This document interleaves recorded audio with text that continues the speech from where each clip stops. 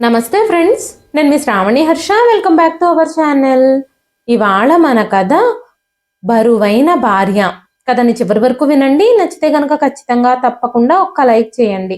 ఈ కథ పైన మీ విలువైన స్పందనని కామెంట్ రూపంలో మాకు తెలియజేయండి. కొత్తవారు ఎవరైనా చూస్తున్నట్లయితే మన ఛానల్ని సబ్స్క్రైబ్ చేసుకోండి.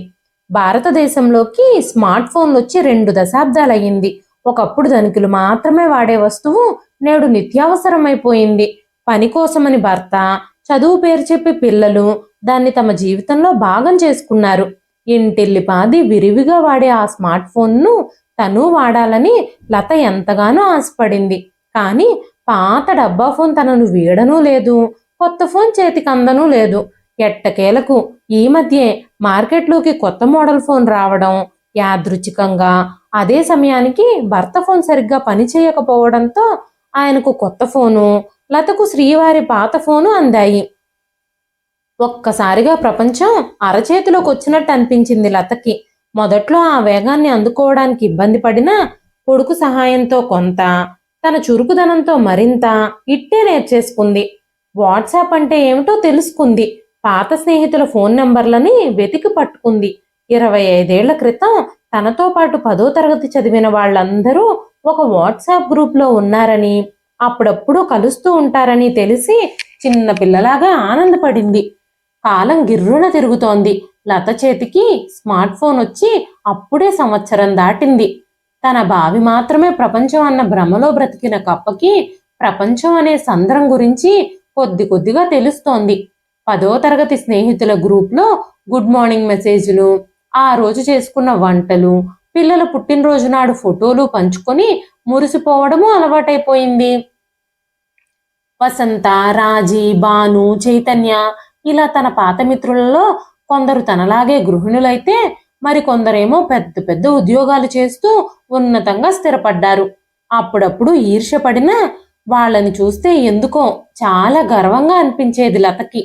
చిన్నప్పుడు తనతో టిఫిన్ డబ్బాలు, చాక్లెట్ ముక్కలు పంచుకున్న చీవుడు ముక్కు స్నేహితులు ఈ రోజు గొప్ప గొప్ప స్థానాల్లో ఉన్నారంటే నమ్మాలనిపించదు. ఒక్కొక్కసారి నవ్వు కూడా వస్తుంది. వారిలాగానే తను కూడా చదువుని కొనసాగించుంటే బావుండేది కదా అనుకోని రోజు లేదు. ఏదైతేనేం నేను సాధించలేనిది వీళ్ళు సాధించారు అని గర్వపడేది. నా 10వ తరగతి ఫ్రెండ్ ఉంది కదా, అదేరా వసంత ఆంటీ, తను ఈ మధ్య డ్రైవింగ్ కూడా నేర్చుకుంది తెలుసా అని కొడుకుతో గర్వంగా చెప్పేది. ఇలా రోజులు గడుస్తూ ఉండగానే ఒకరోజు వాట్సాప్లో టింగుమని ఒక మెసేజ్, ఈ నెలాఖరున మనమంతా ఒక ట్రిప్కు వెళితే ఎలా ఉంటుందోయ్ అంటూ వసంత. మనమంతా కలిసి కూడా చాలా సంవత్సరాలైపోయింది. ఈ సాకుతో మనమందరం కలిసినట్టు కూడా ఉంటుంది. మిమ్మల్ని చూడాలని స్కూల్ బెంచి మీద నవ్వినట్టు మళ్ళీ హాయిగా నవ్వుకోవాలని ఎంతో ఇదిగా ఉంది అని అంది భాను. సంవత్సరాలు కాదే, దశాబ్దాలు అను అంటూ వెంటనే ఇంకో మెసేజ్, అవునే నేను కూడా అదే అనుకుంటున్నాను. ఇదిగో నువ్వు ఇలా చెప్పేశావు, నాకు కూడా ఇంట్లో ఉండి ఉండి బోర్ కొడుతుంది. ట్రిప్కైతే నేను రెడీ. ఎప్పుడు, ఎక్కడ, ఎలా అనేది మీ ఇష్టం. ఎమోజీలతో తన ఎగ్జైట్మెంట్ను వ్యక్తపరిచే ప్రయత్నం చేస్తోంది మరో స్నేహితురాలు. కొద్దిసేపట్లోనే గ్రూప్ అంతా ఏం చెయ్యాలి, ఎప్పుడు వెళ్ళాలి, ఎక్కడికి వెళ్ళాలి అనే ప్రణాళికలతో నిండిపోయింది. కొందరు నాకు కుదరదు అంటుంటే మరికొందరు అమ్మో ట్రిప్పా అని భయపడ్డారు.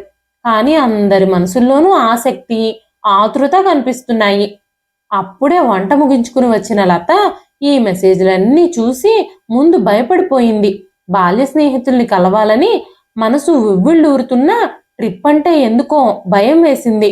16 ఏళ్ల వయసులో పెళ్లి కొడుకు చెయ్యి పట్టుకొని 100 మైళ్ళ దూరానున్న అత్తారింట్లో అడుగుపెట్టింది.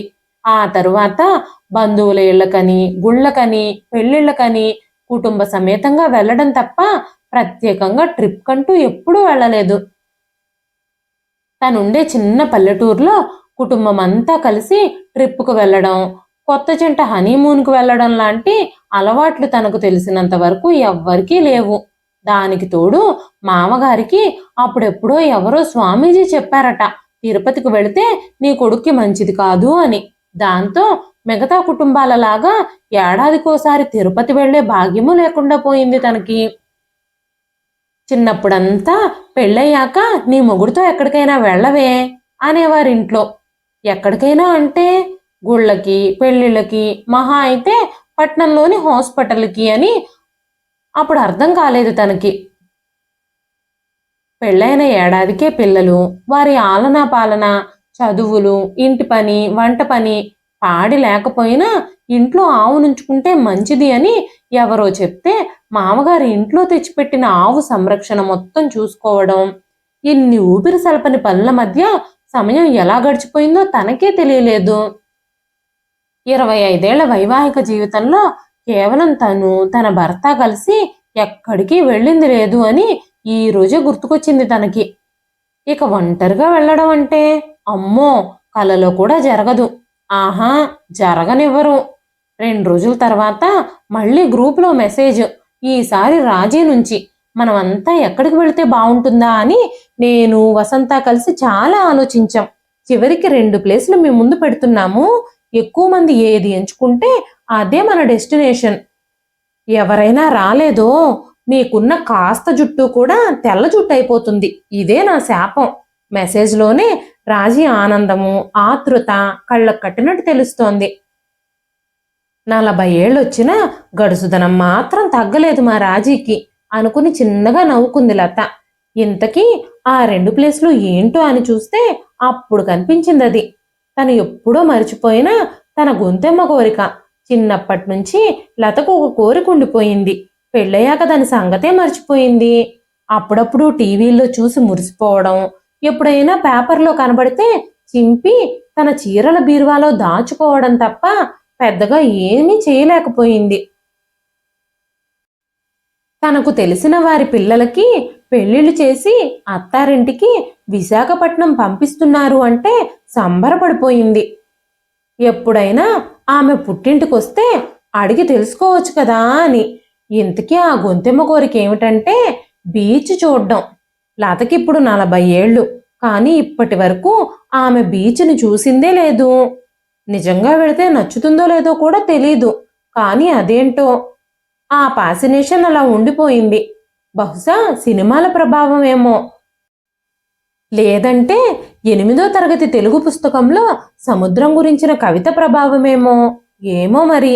కానీ బీచ్ చూడాలి, అలలతో ఆడుకోవాలి, ఆ నీళ్లు ఎంత ఉప్పుగా ఉంటాయో తెలుసుకోవాలి, ఆ ఇసుక ఎందుకంత మెత్తగా ఉంటుందో కనుక్కోవాలి. అమ్మో, ఎన్ని గొంతెమ్మ కోరికలో. గ్రూప్లోని వారంతా కలిసి గోకర్ణ బీచ్ని ఎంచుకున్నారు. కొందరైతే అప్పుడే షాపింగ్ కూడా మొదలు పెట్టేశారు.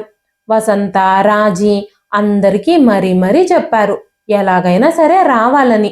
అప్పుడప్పుడు దగ్గరలో ఉన్న 2-3 కలవడం తప్ప అందరూ కలిసింది లేదు. ఒకవేళ నిజంగా ఈ ట్రిప్ అనుకున్నట్టు జరిగితే స్నేహితులని కలిస్తే ఆ ఊహే ఎంతో కొత్తగాను ఉత్సాహంగానూ ఉంది. కొంత భయంగా కూడా ఉంది లత మనసులో. ముందైతే అమ్మో, అసలు వీలు కాదు, ఇంట్లో ఒప్పుకోరు, నేను రాను అని చెబుదాం అనుకున్న లతను బీచ్ అన్నమాట బాగా ఊరించింది. మనసు పొరల్లో ఉన్న ఆశ మెల్లగా చెవిలో ఏదో చెబుతున్నట్టుగా అనిపించింది. పైగా ఈ అవకాశం పోతే మళ్ళీ ఇలా స్నేహితులందరితో కలిసి సరదాగా గడిపే సమయం రావడం కష్టం కాదు కాదు, అసంభవమే అవుతుంది. అందుకే ఎలాగైనా సరే వెళ్ళి తీరాల్సిందే అని నిర్ణయించుకుంది లత. కానీ ఆ విషయం ఇంట్లో ఎలా చెప్పాలో తెలియక, చెబితే ఏమంటారో అన్న జంకుతో వారం రోజులు పిల్లిలాగా అటూ ఇటూ తిరిగిందే తప్ప గొంతులోంచి మాట రాలేదు. ఇవాళ ఎలాగైనా చెప్పి తీరాల్సిందే అని నిర్ణయించుకుంది. సాయంత్రం అందరూ ఉన్నప్పుడు ధైర్యం కూడా తీసుకుని చెప్పేసింది. సస్సేమేరా కుదరదని చెప్పేశారు ఇంట్లో వాళ్ళందరూ. చివరికి 9వ తరగతి చదువుతున్న చిన్న కొడుకుతో సహా. ఇదేమిటి కొత్తగా? అయినా ఆ దిక్కుమాలిన ఫోన్ నీకిచ్చుండాల్సింది కాదు. ఇప్పుడు చూడు నువ్వేం మాట్లాడుతున్నావో. ఎవరో ఫ్రెండ్సు ఊళ్ళు తిరుగుతున్నారని నువ్వు తిరుగుతానంటున్నావు. అయినా అంత దూరం ఆడవాళ్ళు ఒక్కళ్ళు వెళ్తారా? మతుండే మాట్లాడుతున్నావా నువ్వు? ముందే అసలు రోజులు బాగోలేవు. చిన్నోడికి ప్రాజెక్ట్ వర్క్ కూడా ఉంది, మర్చిపోయావా? నాకు కూడా ఆఫీస్లో ముఖ్యమైన పనులున్నాయి. అమ్మ ఆరోగ్యం సంగతి ఏమిటి? ఆవిడకి మందులు ఇవ్వకపోయినా పర్వాలేదు అందేనా నీ ఉద్దేశం? అయినా 2 రోజుల పాటు నీ పాటికి నువ్వు ఊరు వెళ్ళిపోతే ఇంట్లో వంట సంగతి ఏమిటి? అసలు ఇదంతా ఆలోచించే మాట్లాడుతున్నావా లతా నువ్వు? నీ ఫ్రెండ్స్ అంటే డబ్బున్నోళ్ళు, ఎన్నైనా చెప్తారు. 10 మంది నౌకర్లను పెట్టుకుని ఊళ్ళన్నీ తిరుగుతారు. అలాంటి వాళ్ళని చూసి నువ్వు కూడా అలాంటి ఆలోచనలు పెట్టుకోకు అని చెప్పి విసురుగా ఆఫీస్కు వెళ్ళిపోయాడు రఘు. ఆయన కోపం చూస్తే లత ఏమీ మాట్లాడలేదు. అయినా తనకు మారు మాట్లాడే అవకాశం కూడా ఇవ్వలేదు ఆయన. కొడుకు కూడా అమ్మెందుకు అమ్మలా ఉండట్లేదు, ఈ కొత్త అలవాట్లు స్నేహాలు ఏమిటో అన్నట్టుగా చూసి స్కూల్కి వెళ్ళిపోయాడు. అత్తయ్య గుణుగుడు సరే సరి, వారం పాటు అంతా ముభావంగానే ఉన్నారు. చివరికి నెలాఖరు రానే వచ్చింది. శుక్రవారం సాయంత్రం ఆఫీస్ నుంచి వచ్చిన రఘుకు ఇల్లెందుకో నిశ్శబ్దంగా అనిపించింది. లత కోసం చూస్తూ ఉంటే ఆమె రాసిన లేఖ టీపై మీద కనిపించింది. కట్టలు తెంచుకుని వస్తున్న కోపాన్ని అణుచుకుని మెల్లగా ఆ ఉత్తరం తీసి చదవడం మొదలుపెట్టాడు రఘు. ప్రియమైన శ్రీవారికి, ఇలా మీకు లెటర్ రాయాలని ఎన్నిసార్లు అనుకున్నానో తెలుసా? మన పెళ్ళైన కొత్తల్లో సినిమాల్లో లాగా మీకు ప్రేమలేఖ రాద్దాం అనుకునేదాన్ని ఎప్పుడు. కానీ మళ్ళీ మీరేమనుకుంటారో, అత్తయ్య వాళ్ళు చూస్తే తిడతారేమో అని మిన్నుకుండిపోయాను. ఇన్నాళ్ళకి ఇలా రాయాల్సి వస్తుందని అనుకోలేదు. మొన్న నేను స్నేహితులను కలవడానికి వెళతా అని చెప్పినప్పుడు మీ పాటికి మీరు తిట్టి వెళ్ళిపోయారు. కనీసం నేను చెప్పేది వినిపించుకోవడానికి కూడా ప్రయత్నించలేదు. అప్పుడే కాదు, ఇంతకు ముందు ఎన్నోసార్లు నేను ఎప్పుడు మాట్లాడినా కూడా నా నోరు మూయించడానికే మీరు గట్టిగా అరిచి వెళ్ళిపోయేవారు. మీరు ఆఫీస్లో పని చేసి చేసి అలసిపోయి ఇంటికి వస్తున్నట్టే నేను కూడా ఇంట్లో పనంతా చేసి చేసి అలసిపోతున్నాను. అయినా కూడా చిన్నాడు స్కూల్ నుంచి రాగానే వాడికి తిండి పెట్టడం, వాడి హోంవర్కులు చేయించడం, ప్రాజెక్టు వర్కులు చేయించడం అన్ని దగ్గరుండి నేనే చేయిస్తున్నాను. ఎప్పుడు ఎన్ని మార్కులు వచ్చాయని అడగడమే తప్ప ఏ రోజైనా వాడినితో హోంవర్క్ చేయించారా, వాడి ప్రాజెక్టు వర్క్లో సహాయం చేశారా? పిల్లలు నా బాధ్యత మాత్రమే కాదండి, మన బాధ్యత, మన ఇద్దరి బాధ్యత. అత్తయ్యకి వయసు వల్ల వచ్చే మధుమేహము, కీళ్ల నొప్పులే తప్ప మిగతా విషయాల్లో ఆరోగ్యంగానే ఉన్నారు. ఆ విషయం మీకు కూడా తెలుసు. 2 రోజులు నేను లేకుండా స్వయంగా మాత్రలు వేసుకోగలరు. మరీ ఇబ్బంది అయితే మీరు దగ్గరుండి కొంచెం చూసుకోండి. ఎప్పుడు ఏం వేసుకోవాలో డబ్బాలో ఉంచి పైన రాసి పెట్టాను కూడా. పక్కింట్లో పనిచేసే లక్ష్మికి చెప్పాను, ఈ 2 రోజులు తనొచ్చి వండి పెడుతుంది. పర్యవేక్షించడానికి అత్తయ్య గారు ఎలాగూ ఉన్నారు. ఎప్పుడూ నా వంటని మాట వరసకైనా మెచ్చుకొని మీరు 2 రోజులు నేను వండి పెట్టకపోతే కుటుంబం అంతా ఆకలితో చస్తారేమో అన్నట్టు అరవడం కొంచెం నవ్వు తెప్పించిందంటే నమ్మండి నాకు. అయినా నా స్నేహితుల గురించి మీరు అలా తక్కువ చేసి మాట్లాడతారని, కించపరుస్తారని నేను అస్సలు అనుకోలేదు. భర్త మీద ఆధారపడకుండా సొంత కాళ్ల మీద నిలబడి సంపాదిస్తున్నారనా? లేదంటే మీకంటే ఎక్కువ సంపాదన ఉందనా? లేకపోతే వాళ్ల సాన్నిహిత్యం వల్ల నేనెక్కడ మీ మాట జవదాడతానోనని మీరు భయపడుతున్నారా? 2-3 నెలలుగా నేను గమనిస్తూనే ఉన్నాను. నేను ఎప్పుడో ఒకసారి ఫోన్లో మాట్లాడినా విసుక్కుంటున్నట్టు చూస్తున్నారు. చిన్నోడితో కలిసి నా మీద, నా స్నేహితుల మీద కుళ్ళు జోకులు వేసి నవ్వుకుంటారు. టైంకి అన్ని పనులు పూర్తి చేసి పెడుతున్నా కూడా అస్తమానం ఆ ఫోన్లో ఏంటి అని ఎద్దేవా చేస్తారు. సాయంత్రం ఆఫీస్ నుంచి వచ్చినప్పటి నుంచి మీరు కూడా అదే ఫోను, ఫేస్బుక్, వాట్సాప్ ఆ లోకంలోనే ఉంటారు కదా. కనీసం పిల్లాడితో స్కూల్ గురించి కూడా మాట్లాడరు. ఏం జరుగుతుందో, ఎలా చదువుతున్నాడో కూడా కనుక్కోరు. అన్నీ చూసుకోవడానికి లత ఉంది కదా అనే నమ్మకం మీకు. ఏమైనా అంటే అలసిపోయి వచ్చాను, నన్ను రెస్ట్ తీసుకొని అంటారు. మరి నా అలసట సంగతి ఏమిటి? ఎన్నోసార్లు బిజినెస్ మీటింగ్స్ అని, ఫ్రెండ్స్తో ట్రిప్పులని అకస్మాత్తుగా వెళ్ళిపోయేవారు. ఒక్కోసారి అక్కడికి వెళ్ళాక తీరిగ్గా పని మీద వచ్చానోయ్, 2 రోజుల్లో వచ్చేస్తాను అని చెప్పేవారు. 2 రోజులు కాస్త 4 రోజులు అయ్యేవి. పని కాస్త స్నేహితులతో, కొలీగ్స్తో ట్రిప్ అయ్యేది. అయినా నేను ఆనందపడ్డానే తప్ప ఏనాడు మిమ్మల్ని చూసి అసూయ పడలేదండి. తిరిగొచ్చాక మీరు అక్కడ అలా ఉంది, ఇక్కడ ఇలా ఉంది అని చెబుతూ ఉంటే నేనే అక్కడికి వెళ్ళానా అన్నట్టు సంబరపడిపోయేదాన్ని. మీరు వెళితే నాకు చెప్తారు. నేను వెళితే మాత్రం మిమ్మల్ని అడగాలి.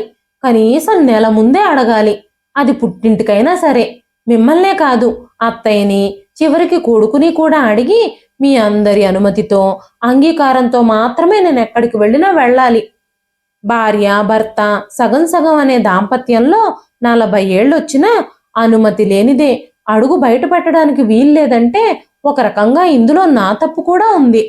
9వ తరగతి చదివే కొడుక్కి వంట నేర్పకపోవడం, తన పనులు తాను చేసుకునేలా పెంచకపోవడం నా తప్పే. ఇంటి చుట్టూ కనీసం 2 మంచి స్నేహితులనైనా చేసుకోలేకపోవడం నా తప్పే కదా. పెళ్ళిళ్ళు పేరంటాలతో పాటు స్నేహితులతో అప్పుడప్పుడు అయినా ఏదైనా సినిమాకు వెళ్ళకపోవడం, వంట వార్పు ఇల్లు వాకిలి తప్ప కనీసం ఒక్కటంటే ఒక్క వ్యాపకమైన పెట్టుకోకపోవడం నా తప్పే. అలాంటి ఎన్నో చిన్న చిన్న తప్పిదాల బరువులు మోసి మోసి నా బరువు కూడా పెరిగిందనుకుంటా. అందుకేనేమో ఎంత ప్రయత్నించినా నేను బరువు తగ్గడం లేదు. ఎప్పుడు అంటుంటారుగా బాగా లావైపోయావు అని. మెల్లిమెల్లిగా ఆ బరువును దించే ప్రయత్నమే చేస్తున్నాను. అందులో మొదటి అడుగే ఈ ఉత్తరం. ప్రేమతో మీ బరువైన శ్రీమతి. విపరీతమైన కోపంతో ఉత్తరం చదవడం మొదలుపెట్టిన రఘు తెలియకుండానే ఆలోచనల్లో పడ్డాడు. బహుశా ఈ ఆలోచనలు కూడా అంటువ్యాధులేమో. ఈ ఆలోచన అంటువ్యాధి లాంటిదేనేమో. లతలో పుట్టిన ఆలోచన రఘు దాకా వచ్చింది. రఘు ఆ ఆలోచన బరువుని మోయగలడా?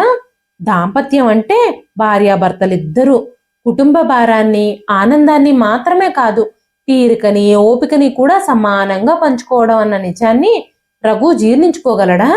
దీనికి కాలమే సమాధానం చెప్పాలి. ఇక్కడ రఘు ఉత్తరం చదవడం పూర్తి చేసిన సమయానికి అక్కడ లత మాత్రం ఉప్పునీటి కెరటాలు జుట్టుని తాకుతూ ఉంటే చుట్టూ ఉన్న తన బాల్య స్నేహితులతో అలలతో పోటీ పడి మరీ పరుగులు తీస్తోంది. చిన్నప్పటి లతలాగా ఆడుకుంటోంది. స్త్రీలకు స్వేచ్ఛ అయినా దొరుకుతుందేమో గాని స్నేహం దొరకడం చాలా కష్టం. అలాంటి అపురూపమైన స్నేహాన్ని ఆ స్నేహితులు గట్టిగా పట్టుకొని గుండెలకు హత్తుకొని 40లలో 20ల్లా ఆడుకుంటున్నారు. ఆలోచనలు ఇచ్చిపుచ్చుకుంటున్నారు. అలల హోరు కూడా మూగబోయేలా నవ్వుతూ ఆనందంగా ఆత్మీయంగా కింద పడిన గవ్వలతో పాటు జారిపోయిన బాల్యాన్ని ఏరి గుప్పిట్లో దాచుకునే ప్రయత్నం చేస్తున్నారు. ఆ క్షణంలో లతనే చూస్తూ ఉన్న ఒక టీనేజీ అమ్మాయి తనలో తాను అనుకుంది, షీఈస్ జస్ట్ అ గర్ల్ అని. ఇదండి ఈ రోజు కథ. ఈ కథ మీకు ఎలా అనిపించింది? కథ నచ్చితే ఒక్క లైక్ చేయండి. ఈ కథ పేరు బరువైన భార్య. ఈ కథని రచించిన వారు విముక్త సుధా గారు. ఈ కథ మీద మీ విలువైన స్పందనని కామెంట్ రూపంలో ఖచ్చితంగా మాకు తెలియజేయండి. మరెన్నో ఇలాంటి ఇంట్రెస్టింగ్ కథల కోసం మన ఛానల్ని సబ్స్క్రైబ్ చేసుకోండి. మరొక మంచి కథతో రేపు మళ్ళీ కలుస్తానండి. అంతవరకు సెలవు.